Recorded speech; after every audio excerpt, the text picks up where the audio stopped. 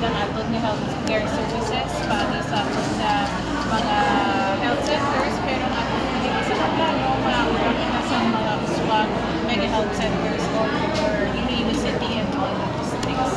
Nagkatato ang priority natin sa education, ang free college education para sa kabataan natin. May na-identify na lugar si Mr. Jerry Treñas sa Port San Juan. Sa maurang kita sa Iloilo City College, City Hall sa campus. Kay kita-kita tuligan ang ating mga kabataan. Sumungari kita sa Jubilee Hall, sa third floor, sa dalo, may ara na siguro sa Iloilo City College ng mga classrooms. Kaya natin Iloilo City College medyo puno na. Ang naging lang sa mga courses, sa mga students, kaya wala na mga classrooms. So, para magbigay kita ng edukasyon sa kabataan natin, siguro na natin ng ina, kaya naglaluhan na para sa Iloilo City College and around the campus. I'm sure that sustainability will programs sa mga administration. Yes, we will continue ang mga programs and tapusin natin ang mga programs na ongoing sa current administration.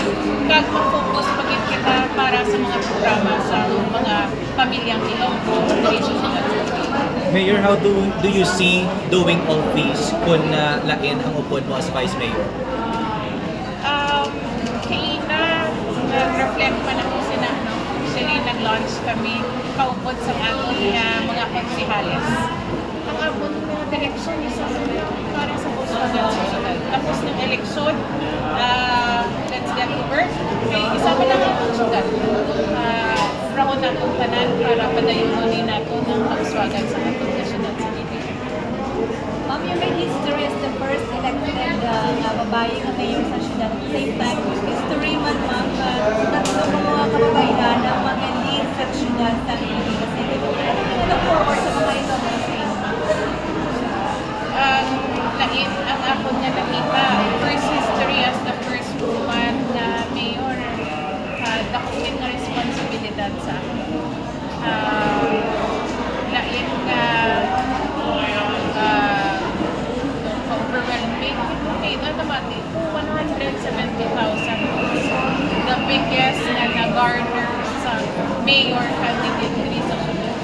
So, while ang mandate ang mag-isa ka pang kababae, ang hinahatag sa atin na responsibilidad.